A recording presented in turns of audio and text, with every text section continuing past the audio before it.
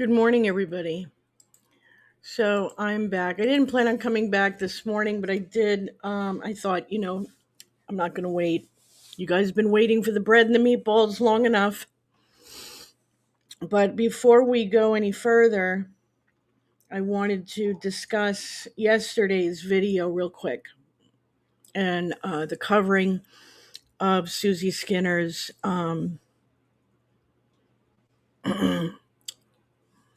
message that she had at her Mercy Church or the Mercy Church. Now, as I said, the video will be taken down, and it has been, understandably.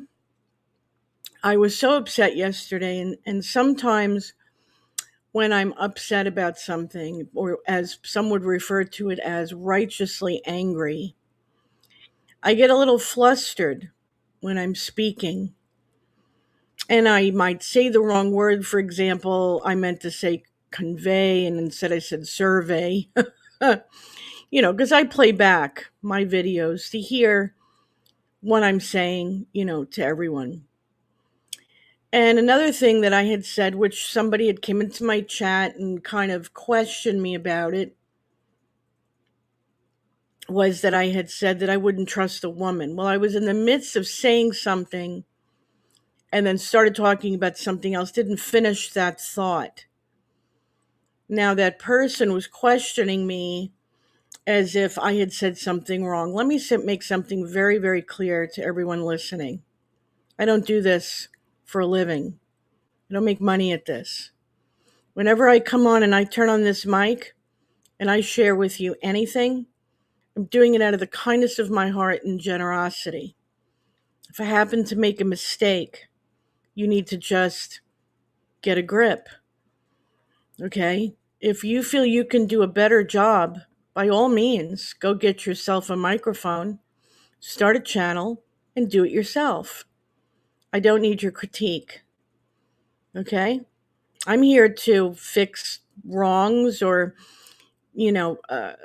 fix mistakes that I might have made. But when as I said, am feeling very passionate about something, and I felt very passionate about the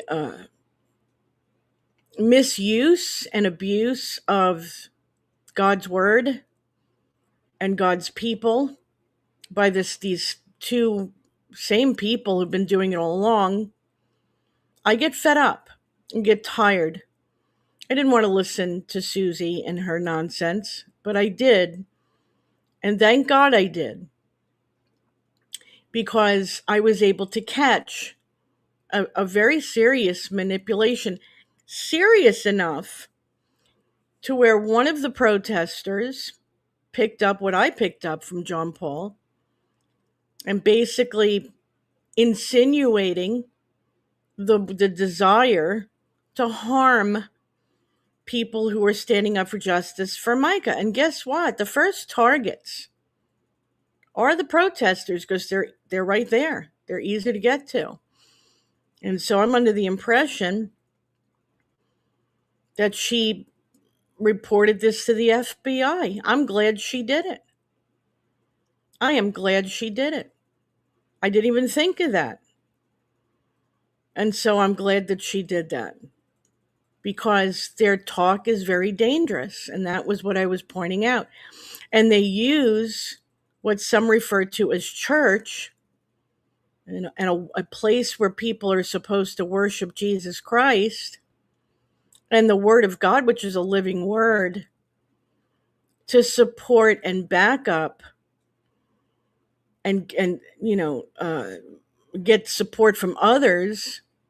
And they manipulate people using that word to support their wicked lifestyle and their wickedness, instead of taking accountability. And so that's what I got upset about. But if I said something that was the wrong word, or I didn't finish a thought, you really need to just get off my case, man. You cannot constantly hold me to this standard of perfection. This is where judgment comes in. You yourself don't get behind the mic. You don't have a channel where you get, I've told many times on this show, I have said most of the time I'm behind this mic, I'm in pain or haven't slept well. And then I'm behind here, giving as much as I can, and I'm going to have each word critiqued by you. Then don't listen to me. If you're so perfect, go start your own channel and leave me alone. You don't need to be here. I don't owe you anything. Okay? And I'm talking to the one who was critiquing my language yesterday. Go critique someone else. Get off my back. So, if you come here looking to pick every word apart, I'm going to pick you apart and I will find you in the chat and I will correct you because you're just looking to cause division and drama. And I'm not having it. I'm calling it out and then I'm going to remove you. We don't need any more people like that. Okay? I never said I don't trust women. I didn't get to finish my thought. But shame on you for pointing that out. Anyhow, like I said, it's been reported to the FBI that some of the things that John Paul was referring to, kind of insinuating that he'd like to see harm come up. And he said that more than once, by the way. I've caught him saying that a few times. And I'm glad that it's been reported, to the FBI. Because, as I said, the people in that congregation are obviously very weak-minded and weak-willed and weak in spirit, and they know that. And most likely very easy to convince. Obviously, they're sitting there after 20 months of hearing what's gone out on social media and the news, and yet they ignore facts, they ignore indictments, they ignore FBI raids, and sit there in total worship of this man and this woman. So who's to say that they won't listen to what Susie said or John Paul Miller said and take that as a sign or a hint to go out and harm one of the protesters or one of the content creators?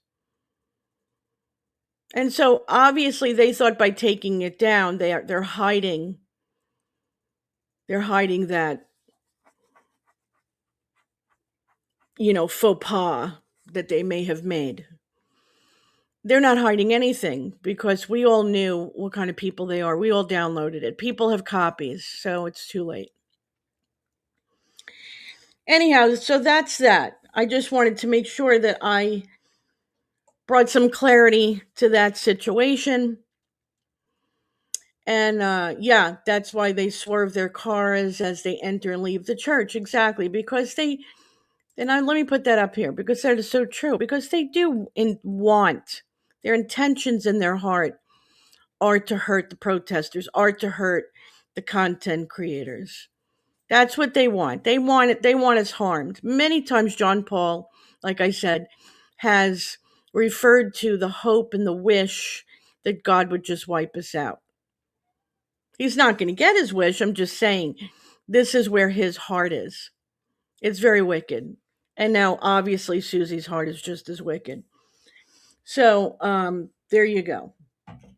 And so, sometimes when I get like that, and the last time I got like that when I read her friend Shonda's message of her wanting Chris dead, and that just set me off, and I start yelling and getting upset, and sometimes I mix up my words because I'm not happy, But now we're going to talk about happy things.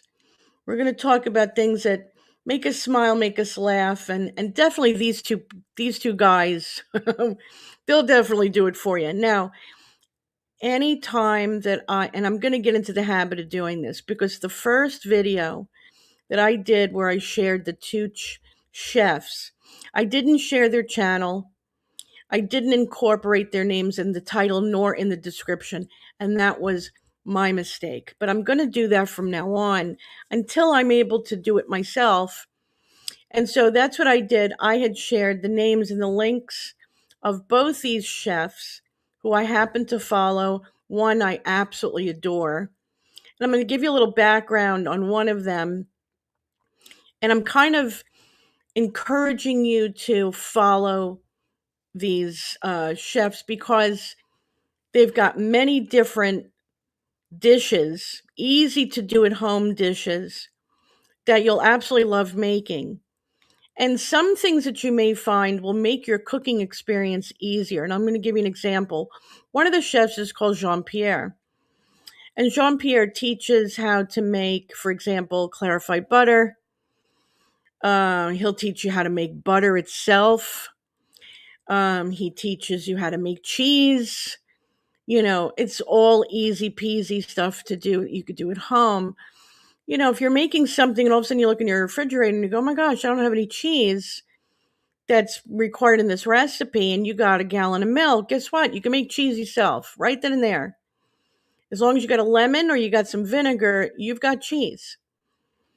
The other thing that he taught me, or at least taught on his channel, that I have been using now for at least over a year, is making garlic cubes, and you put them in the freezer. Now, what I have is a silicone.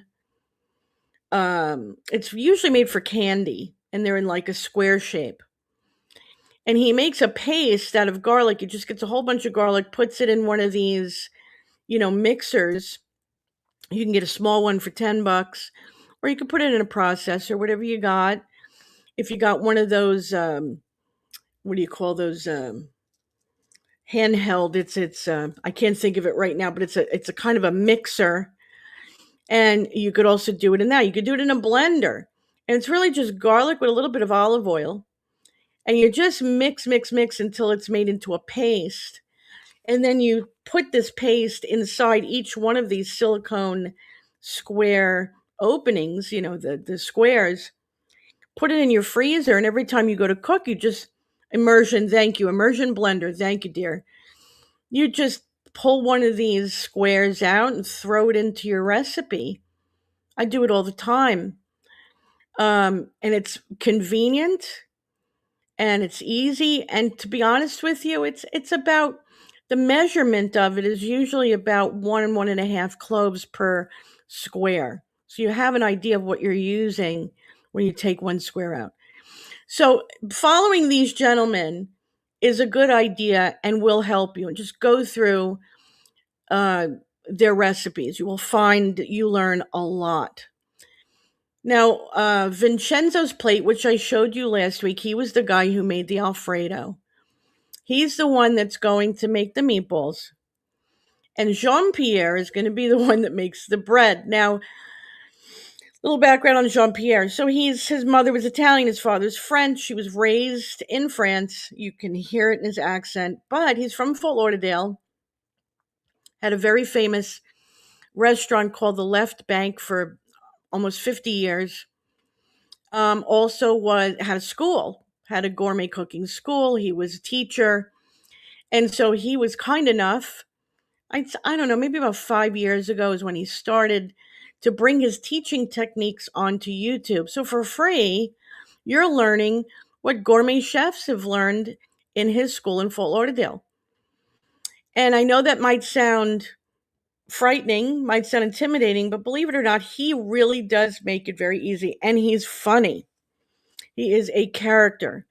So you get entertained and you learn at the same time. So I'm going to share him with you first. And I'm warning you, he's definitely full of piss and vinegar, but you're going to enjoy him. And he's going to do the bread. It's called a homemade sandwich bread. And he's going to teach you how to make it. And I'm just going to play the video in full. Let me get that now. Let's see. And here he is. You can already see he's a character. So let me start that off and enjoy. And I'm going to let it play in full. And then what I'll do is I'll come back after and we'll discuss it. So here we go. Hello there, friends. Different kind of video for me today. Bread. I'm making white bread. It's actually called a pain de mie. which is a French sandwich bread, white sandwich bread. It's fantastic, so easy to make. I'm going to show you the trick. Anybody can do it. Even if you don't bake, you can bake this, I promise you, and you're going to love it. That takes you sandwich in a whole different level. Friends, I'm glad you're here. Don't forget, thumbs up if you like the video. Don't forget to subscribe to the channel. And don't forget to ring the bell. Stay tuned. We're doing it right now, friends.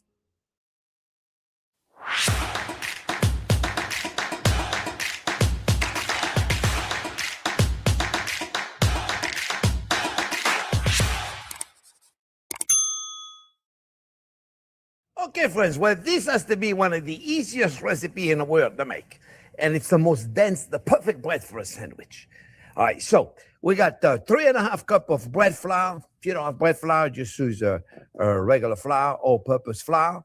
I got a 7 ounce of warm water. Warm is like about 100 degrees, you know, where we put the active dry yeast and let it just mix it up with a fork for a minute. Give it about 10 minutes, 10, 12 minutes. Mix it up. I got 2 ounces of sugar. Oh, no, I'm sorry, 2 tablespoons of sugar, 2 ounces of butter, a room temperature butter, and 1.5 teaspoons of salt, and 3 ounces of warm milk. We're going to mix all this up, okay? We're going to put the yeast in there, the warm yeast, and then we're going to put the butter in there. It doesn't matter really what order you put it in. Just put the salt at the last minute. We put the sugar in there, and we put the milk. And we're going to mix this up. I use a spatula. You can certainly use your hand. The spatula makes it not as messy, but it is a little messy. And we're going to make a ball of dough, very rough. And we're going to let it rest for an hour. And then we're going to come back. We're going to manipulate it just a little bit, not much. And I'm going to show you how to put it in the oven. Very simple, friends, okay? Very, very simple recipe to make, okay? We're going to add our salt. We're going to do a little more mixing. You can certainly put your hand in there and mix it up really good. Break it all up, which is about what I'm about to do now. I want to make sure the batter gets well integrated. And that's all. It gets a little messy, but that's not a problem. We're going to mix everything until we have like a rough dough. Don't try to make it perfect. We just want to make sure the batter is well integrated everywhere. And the batter should be at room temperature, right?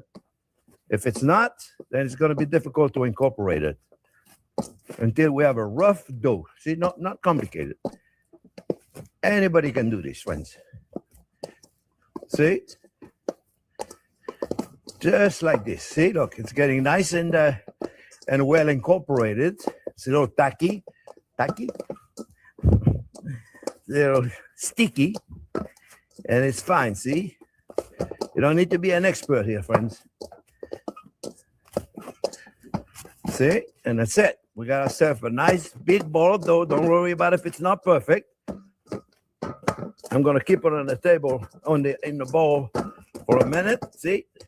Rough dough. Doesn't have to be perfect. Don't try to make it perfect. Not at this stage. Okay, later on, we're going to make it beautiful.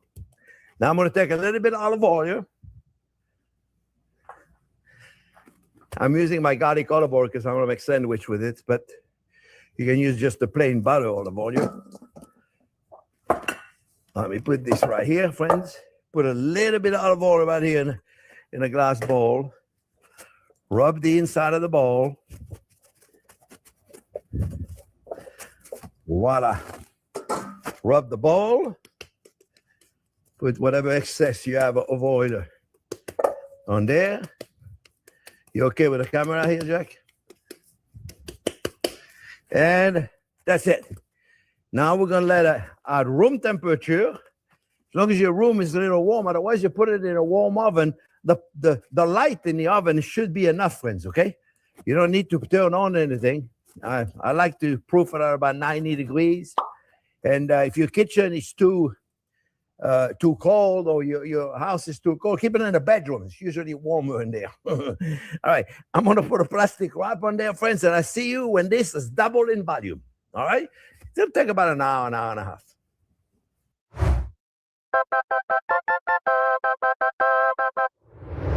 Okay, friends. Well, the dough is more than double, for sure, and we're gonna take it out of there, and we don't work it. We don't do much work at all on that dough, friends. In fact, contrarily to, I'm gonna put a little bit of olive oil on my hand so it doesn't stick too much, just a little bit, of it. We're gonna work it just a little bit. We don't work it a lot at all. This is not the kind of dough you work at all.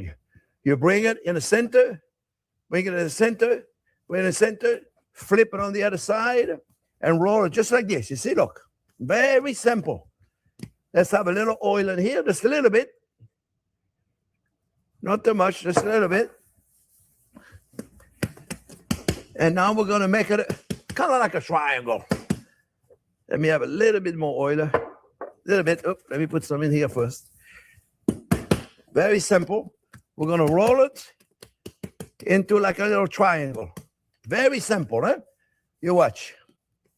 This is a really nothing to do. Triangle of what size? I'll show you. Very simple, friends. Anybody can do this beautiful dough. This is a nothing dough. I'll show you. All right, so this is what we would call an ugly side, if there is such a thing as an ugly side. It's not as pretty as the top side. We're going to roll it in it. So this is a mold we're using, friends. This is a pandemie mold. Those molds, you can buy them online. They're non-stick already, but I still put a little butter in there because it'll look better with a little butter, right?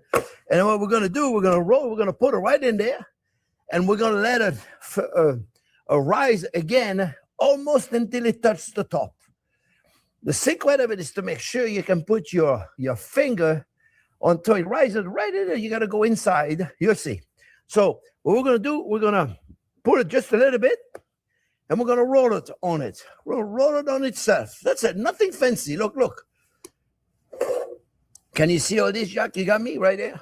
It's good, right? Nothing fancy, friends. You got at the end right there, and you pinch it. Pinch it. Nothing fancy. You see, you don't need to do any manipulating or nothing. We want to make sure it's a beautiful loaf. Then go right inside there. All right? We measure it. We go in. Very simple, you see? Don't need a mixer. You don't need anything. It's really, really easy, my friends. Okay, so now you want to cover this. See, it goes right in there like that. But you want to keep a little bit open so you can keep an eye on it. And you want it to rise just like maybe a centimeter or you know, a half of an inch, a quarter of an inch before it touches the top. Okay? All right, friends? And that's going to take about an hour. Another hour. A half an hour from now, I'm going to turn my oven on at 400. And we're going to bake it for about 30, 35 minutes. This is a easy as pie, I promise you. A lot better than the bread you got at the grocery store, I promise you. All right, friends. I'll see you in about 30 minutes when I put it in the oven.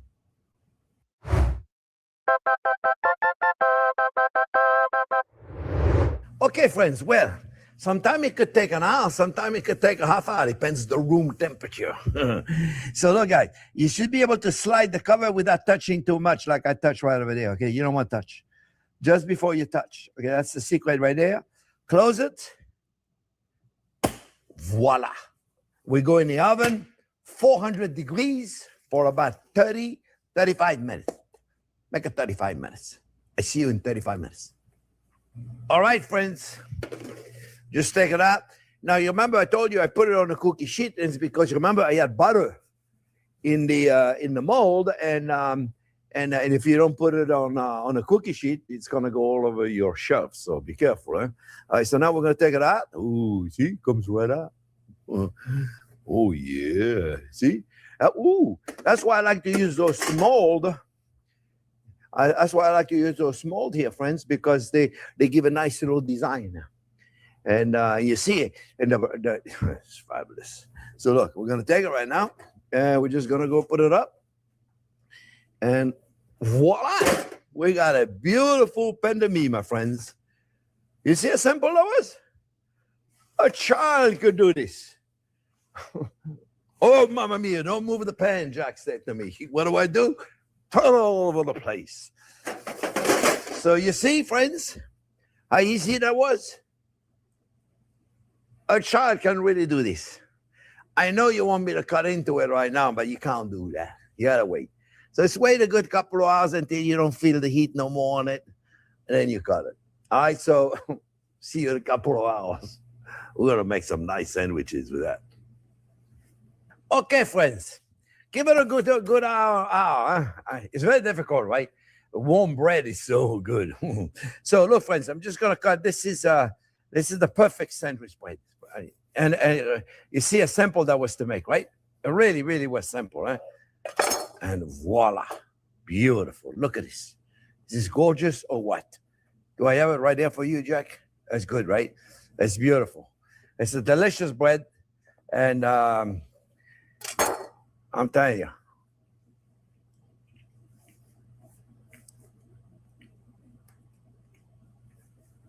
Perfect. You want to make a nice and thin, you can make some beautiful sandwich with this.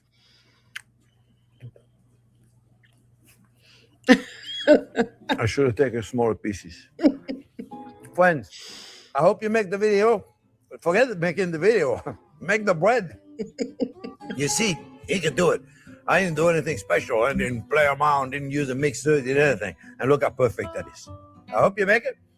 Thanks for watching. Remember, thumbs up if you like the video. Don't forget to subscribe to the channel, friends. And don't forget to ring the bell. Thanks for watching, friends. Okay, as you can see, the man is a trip. Okay. So let's talk about Jean-Pierre a little bit. Now you can see it's a very easy bread recipe, right? And most of us do have a pan like that. But if you really do need a pan like that, you can find it on Amazon for very cheap. Most of us have a pan that's shaped like that. And if you don't have the one that has the slide top, you just cover it with foil. You get the same thing. Yeah, make the bread. I'm hungry now. Now, this guy loves butter. Loves. Is there anything besides salt you could use? Well, see, the salt. The thing about salt is it changes the texture. It helps with the texture. You want that salt in the bread. Without it, I really don't know. You might have to look up if there is an alternative, but you're going to change the texture of the bread. Now, why does he put the sugar and everything in and the salt last? Because the yeast eats the sugar, okay, and the salt works against it.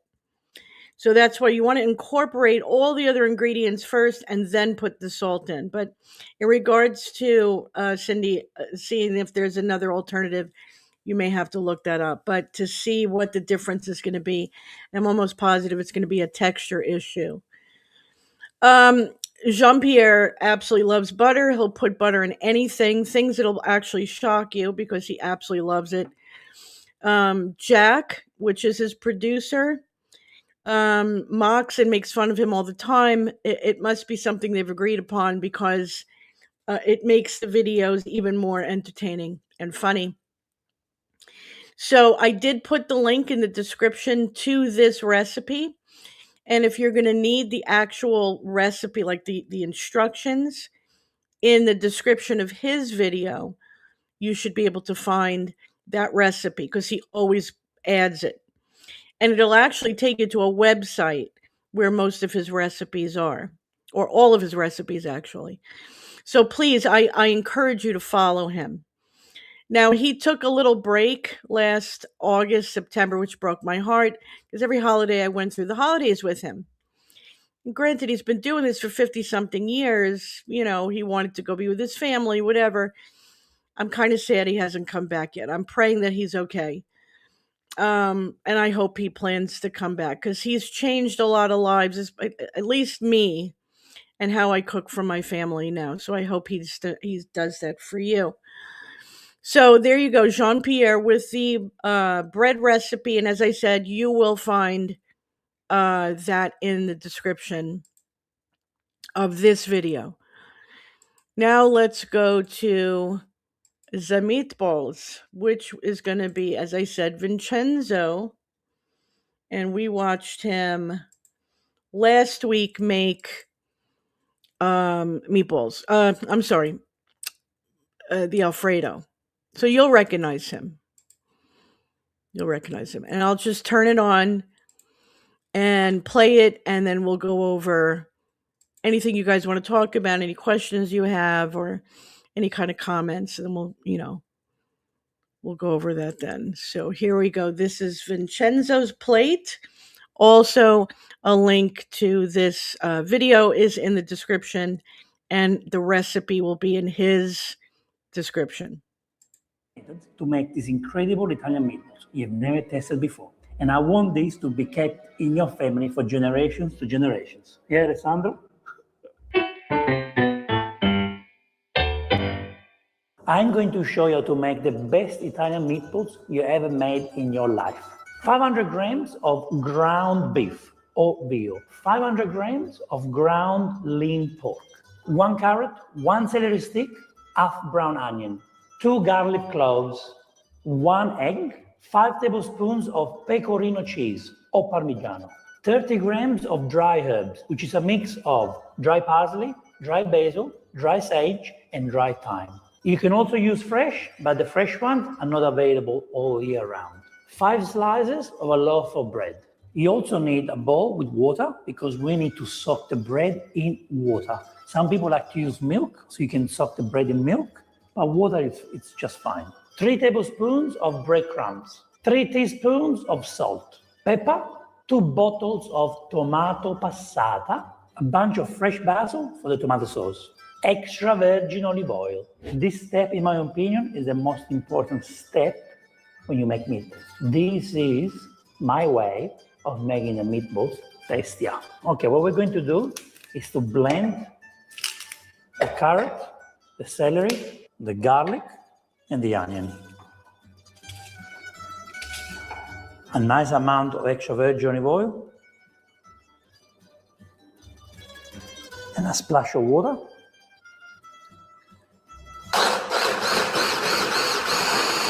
What we have created here, guys, is the bomb of flavors. Look at this. This is a bomb of flavors.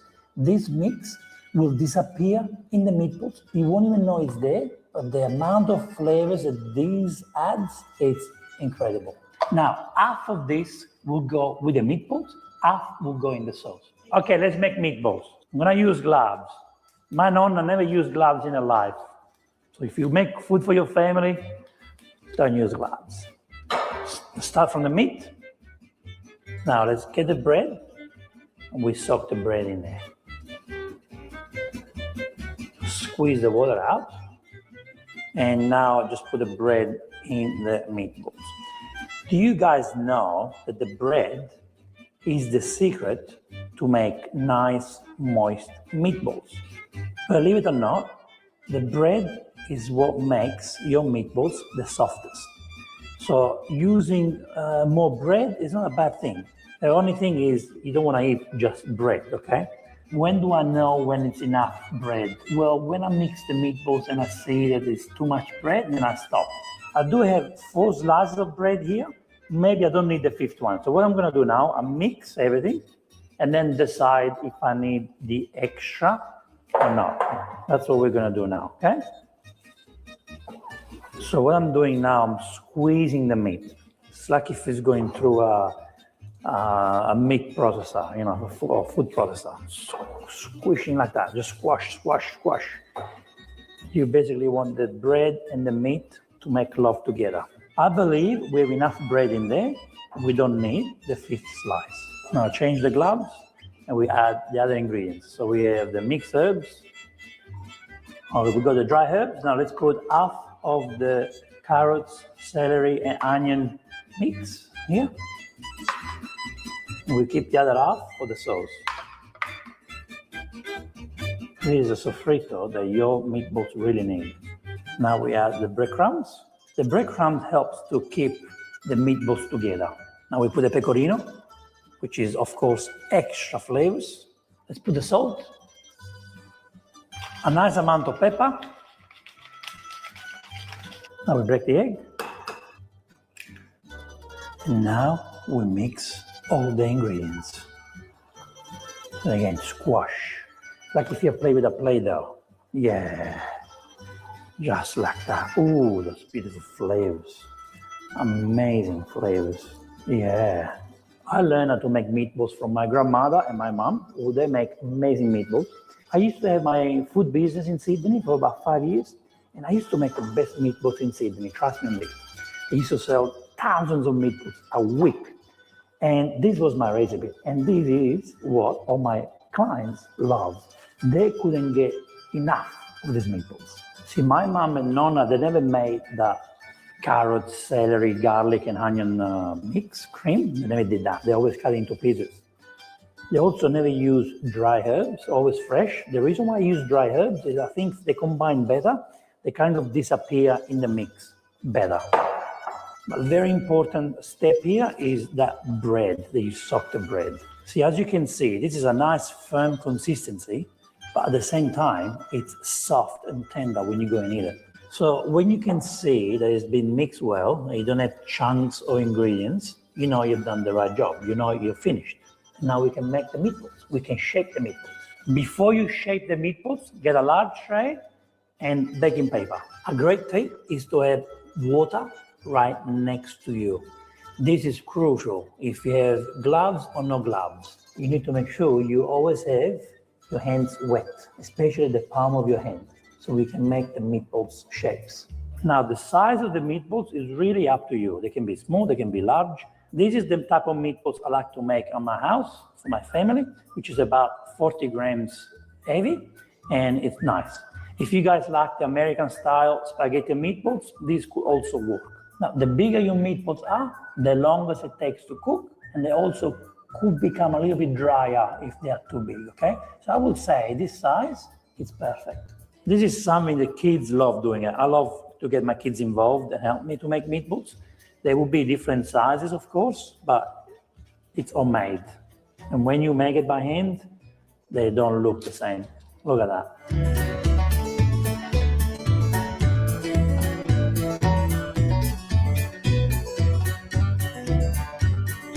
For me, these meatballs are meatballs I eat on its own, with the sauce, no sauce, and bread. I don't do pasta with these meatballs.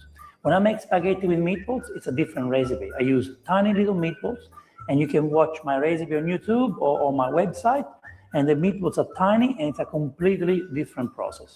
This is a serious moment. Usually, you shallow fry the meatballs, or you bake the meatballs, which is fine. They taste great.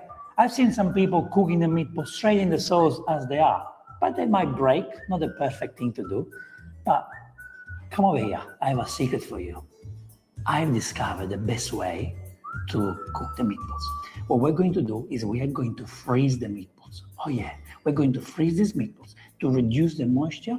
And what we're going to do, we're going to cook the meatballs straight from frozen into the hot boiling sauce. And this is the best way to get nice, tender meatballs. The meatballs are resting in the freezer. Now we're going to make a sauce for the meatballs. Okay, so here we go. We put extra virgin olive oil. To cook the meatballs in a sauce, you need a high, deep pot. Now we're adding the mix that we did before: carrot, celery, onion, and garlic. On a medium-low heat, we are going to cook a sofrito. The sofrito has been cooking for about 3-4 minutes, and I'm going to add a splash of water because I don't want the sofrito to burn, and I want to keep it nice and moist. It's been 10 minutes, and look how beautiful a sofrito is. See how it's darker in color, but it's not burned. You don't want to burn your sofrito. Now let's be a little bit careful when we add the sauce, because this is very hot. So let's put the sauce through the sides of the pan, just like that. Okay, now mix well. See, now the sofrito disappeared in the passata. Now we put the lid on and cook the sauce on a low heat for at least 1 hour.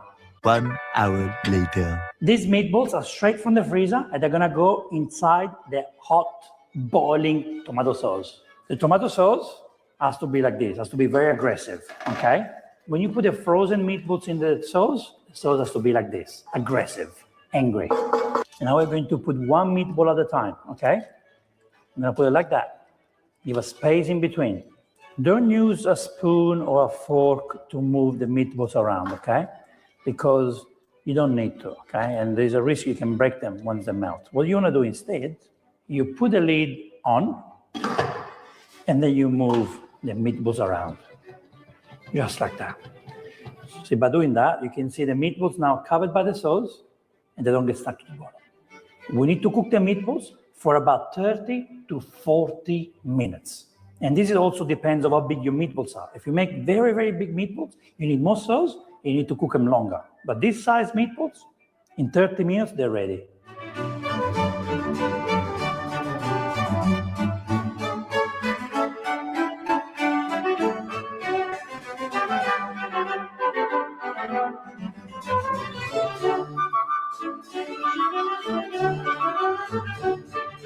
The meatballs have been cooking for 30 minutes.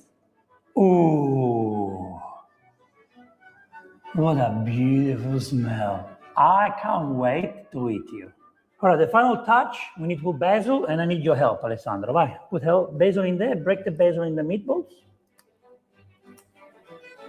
Yeah, that was easier. We're adding flavors to the meatballs. Now we'll quickly stir, because now the meatballs are cooked. So we can stir the meatballs. They're not going to break. Yeah? Quickly stir.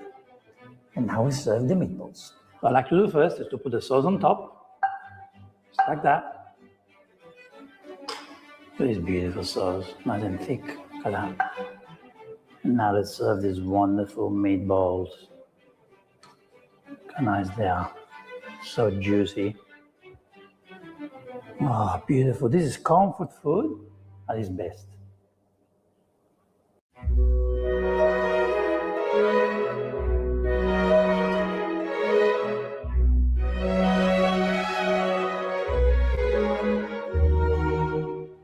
How beautiful these meatballs look.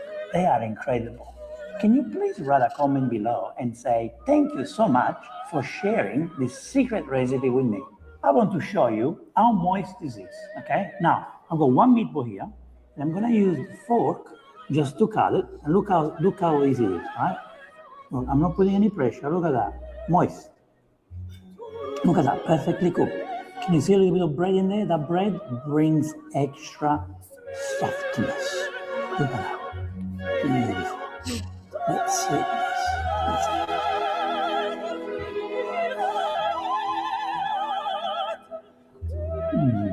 I am so proud of my meatballs. What I love the most about this is that the meatballs add flavors to the tomato sauce. So when you combine tomato sauce and meatballs together, oh, you get an explosion of aromas. This is incredible. This is a dish that pleases everyone. Thank you so much for watching this video. Okay, so again, I have him in the description also. And it's funny because even he said what I said. You know, if you were to take a couple of slices of Jean-Pierre's bread and put it on the plate with a couple of those meatballs, serve it to your family with a little arugula salad. And, you know, an arugula salad, all you need to put is a little olive oil and balsamic vinegar, salt and pepper, and you're done. That's a whole meal right there. You know, in a sense, it's like a deconstructed meatball sandwich. You know, you got a little bit of that pecorino romano or even parmesan, whatever it is that you prefer. You sprinkle it on top. I mean, your family will just go nuts over that. And everything is homemade. I know I'm hungry too. He makes you hungry. But it's great that he teaches you ways that you could make it taste even better. And let me tell you, if you've got a family of, let's say, 4, they're not going to, well, I don't know. If you got boys, they might eat all those meatballs, but there might be some left over. Even the sauce that you could put in a container and stick in the freezer. And that's what I want to show you. that you can have things that you could pull out of the freezer and say, oh, I made this last week. I don't feel like cooking tonight, so I'm just going to, use it. That's what I'm doing tonight. I'm pulling out something out of the freezer, which is pot roast that I made over the weekend. I'm just going to, put it in the microwave and defrost it and put it over some potatoes. And within 15 minutes is a nice dinner. So it's not just that you get to enjoy the cooking and even like he incorporated his son in what he was doing, this little thing that he did with his son. You could do the same. So there's a lot of these things that I want to show you how to be able to take control of your food, control of your grocery bill, control of what you're eating, and enjoy it with your family. Wonderful, Cindy. Yeah, that just totally. You have a bottomless pit 16-year-old grandson. Yeah. Yeah. And you know what? That's what it's all about, just Robin, is that you want something that the kids are going to remember you. I can remember my grandmother making things, and I miss those days of grandma's things that she would be cooking. I remember my grandmother making the best chicken cutlets ever. I've yet to find anybody that's made cutlets like her. And Jean-Pierre showed a way to make them that looked very similar to how she does it. And so I'm going to try his method. And who knows, maybe I'll actually succeed this time, because all the other times I've tried it, it would burn. Now I'm going to talk to you about that. So there's a combination I've noticed a lot of the chefs are doing when they fry something. And I'm not talking about deep fry. I'm just talking about something similar to if you were going to do a chicken cutlet. And they throw together butter and oil in the pan. Now, the reason for that is butter is for the flavor. Okay. Olive oil also has a flavor, but sometimes people like the flavor of butter. The problem with butter is it burns because of the milk fat. So if you remember, I had mentioned earlier clarified butter. Now, I don't know about you, but there have been plenty of times where I go to cook something and I notice I'm out of oil and I'm like, damn, and I'm not going to run to the store. So what else do I have in the house? I mean, all I have is butter, but like I said, there's a milk fat in it, easy to burn. Even if you do it at low heat, you could burn the butter. It's very difficult to fry in butter. But if you have clarified butter, where the milk fats have been pulled out of it through a process, very easy process, and very similar to the garlic paste cubes that I told you about, you also have in the freezer clarified butter cubes, or, portions of clarified butter. You can actually pull that out of the freezer and use that in place of an oil, and it's not going to burn. It's going to work as an oil. But you'll get the flavor of butter. So you get the best of both worlds, and you could make whatever dish you're making. So I'd like to be able to share some of those things. See, he showed you how to make a sauce. I was going to show you that next week. He actually covered it with the sofrito, which is, and you saw him put it in the mixer. It was garlic, celery, carrot, onion, and he pulverized it into a paste. He put a little water into it. I don't do water, okay? And Jean-Pierre will tell you, you don't put water in any of your recipes, okay? Even the bread, when he was putting it in water, no. I do milk, okay? There have been times where if I didn't have enough milk, I would use water. That's a last resort thing for me. But I usually, for example, I made rice last night. I don't just put plain water. I put a little bit of the better than bouillon chicken flavor into it, because I'm not just going to throw water into it. So, and you start to learn how to do those different things with your foods to give it a little bit of flavor. On top of it, I put a couple of pieces of codfish, which already had butter and garlic on it. And on top of that rice with the chicken flavor, it was out of this world. So, and anytime I see Dennis licking the plate, I know I did a good job. But I want to teach you guys that. So what I was thinking about doing next week, is to find the recipe, or Jean-Pierre at least teaching how to do the garlic cubes, teaching how to do the clarified butter, teaching how to make cheese. And they're very short videos, for you to just have to make and keep at home. Or if last minute you need these things and you just want to know how am I going to make this? I need it right away. That you can do it.